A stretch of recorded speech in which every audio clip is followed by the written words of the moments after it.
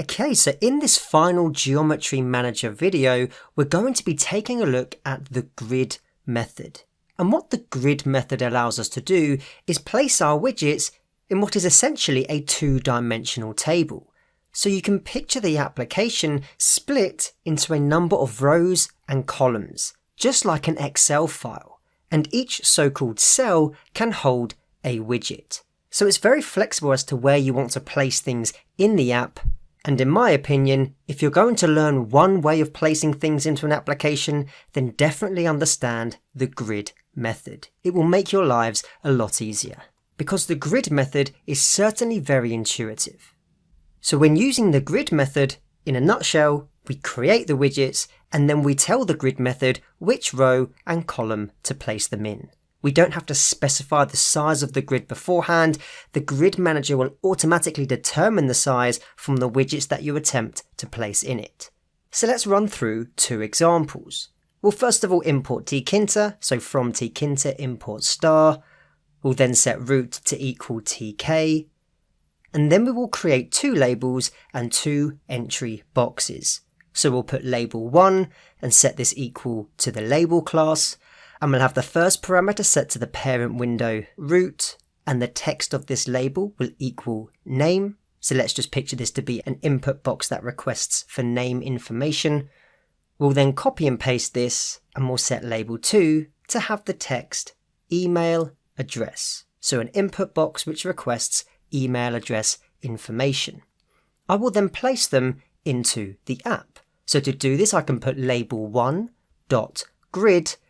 And the first two most important parameters that we need to pass into this method is a parameter called row and a parameter called column. So if we wanted to place this label in the top left-hand corner of our application, we would set the row to equal 0 and we would set the column to equal 0. So where we've put 0 for both the row and column here, this essentially means the first row and first column in the application. A little bit like when you index a list, you use 0 to represent the first element. Now another parameter we can use is the sticky parameter. And what the sticky parameter will do is determine where to place the widget if the cell is bigger than the actual widget. Now in this example, the label 1 is a lot shorter than label 2. So the label widget will be smaller for label 1 than label 2 in this example. So if we wanted the text to be fully left aligned, we can set the sticky parameter to equal W, in other words west, so that the widget itself sits on the left hand side, either west, of the cell itself. If we were to put E in this example, the label will be aligned to the right hand side. Now we can also pad the widget by applying a parameter called padY, and this will just determine how many pixels to pad the widget vertically outside of the widget's borders. Now we could use padX, which will allow us to do this horizontally as well, but for the time being we'll simply set padY to equal 5. So 5 pixels above the widget and below the widget to provide some space in the application. I can then copy and paste the label1 grid method, and I will change label 1 to be label 2, and because I simply want this label to sit underneath the other label, I'm going to state that the row should equal 1, i.e. the second row in the application. So we'll first of all have label 1 with name, and then underneath this we'll have email address. We'll once again left align this with the sticky parameter set to W, and we'll have padY equal to 5. We can now create the entry boxes. So I can set entry 1 to equal a call on the entry class, in which we'll pass in root, and I'll set entry 2 to also equal a call on the entry class, where we pass in root.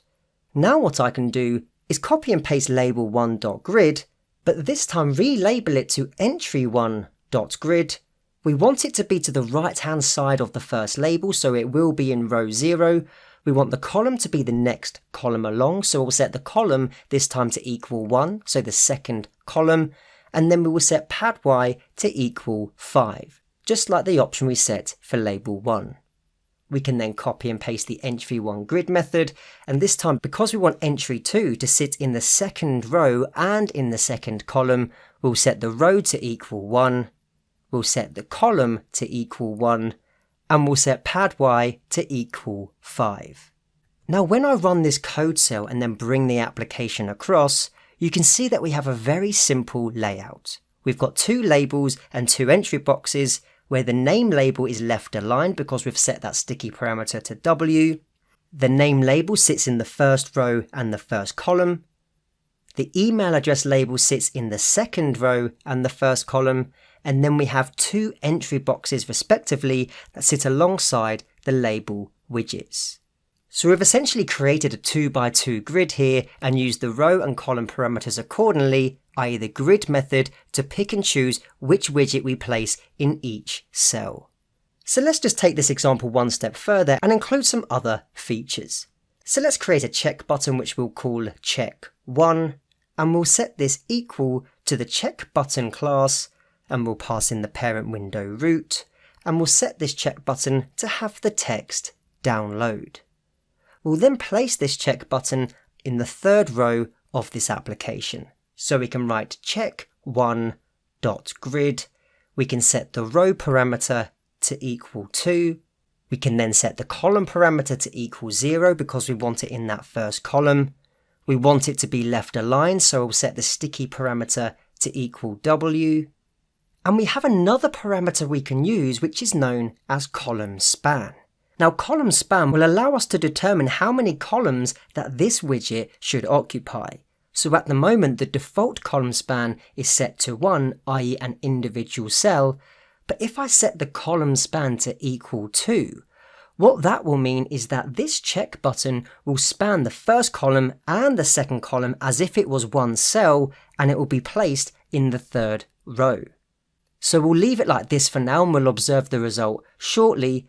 Let's just add an image to our application, so we can create an instance called img, and we'll set this equal to a call on the photo image class, where we'll pass in the file path to the specific image I want to include.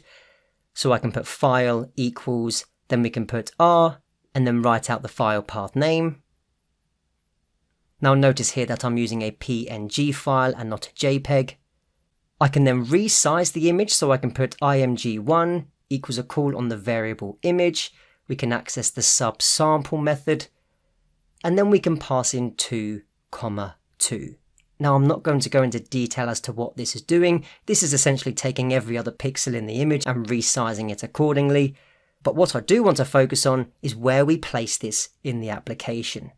So we'll first of all have to create a label in order to place this image into, so we can call label, pass in the argument root, and pass in a second parameter called image, which we will set to image1.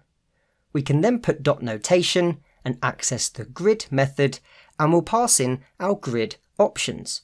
So we want this image to be on the first row of our application. So to do this, we can set our parameter row to equal 0. We want the image to be in the third column, just to the right hand side of our entry boxes, so we can put column equals 2. We'll have it so this column spans 2 columns in total, so we can put column span equals 2.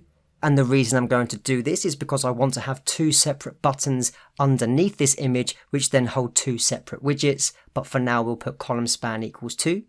I can then also access a parameter called row span. And what the row span parameter does is determine how many rows the widget occupies. So we're going to have it so that this image spans 2 rows.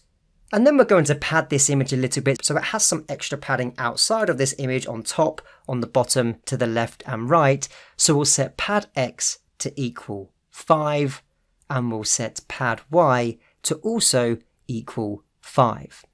Now underneath this image, I'm going to pretend that you can zoom in and zoom out accordingly. So I'm going to create a button called button1, set this equal to the button class, where we pass in the parent window, which is root, and we'll set the text of the button to equal zoom in. I can copy and paste this code, create button 2, and I'll have the text of this button to be zoom out. Now when placing these buttons underneath the image, I want to put button1.grid, and I want to place these buttons in line with the checkbox that we created above. So I can set the row parameter to equal 2. And because I want the first button to be in line with the left-hand side of the image, I'm going to pass in the argument 2 to the column parameter, which will put this button in the third column of this application. And we'll have it so that this button is aligned to the right-hand side, so we can pass in the letter E for east into the sticky parameter. We can then copy and paste this button1.grid method, and we'll change button1 to button2. We also want this button to be on the same row as button1, but this time we want button2 to be on the right-hand side of button1. So we'll need to stipulate the column to be 3, which would mean that we have 4 columns in total in our application. Okay, so I think I'm happy with this. Let's now run this cell and see what our application looks like. When I drag across the application, you can see that we have our name and email address labels and entry boxes respectively, and these are covering 2 columns. We have our check button, which we've called download, and we've aligned this to the left-hand side, despite having this span 2 columns. So there would actually be some space here. So if I were to set sticky to equal E for east in the check1.grid method, this would then put the checkbox to the right-hand side of column 2. Now you can see we have the image placed in columns 3 and 4 because we've spanned 2 columns in total, and the image also spans rows 1 and 2 because we've also set row span to equal 2. We've then placed 2 buttons, zoom in and zoom out, underneath the image in row 3, so it's aligned with the checkbox. And we've got button 1 in column 3 because we've set the column parameter to be 2, and we've got button 2 in column 4 because we've set the column parameter to be equal to 3. So hopefully with these examples you're seeing how we can place widgets in single cells or span multiple cells in the form of a grid. A grid has rows and columns, and you can place whatever widgets you like into the application in a cell of your choice. In the upcoming videos, we're going to be exploring different types of widgets. We're going to look at how we can change the widget styling and layout, which we've already seen so far, but we'll go into this in more detail.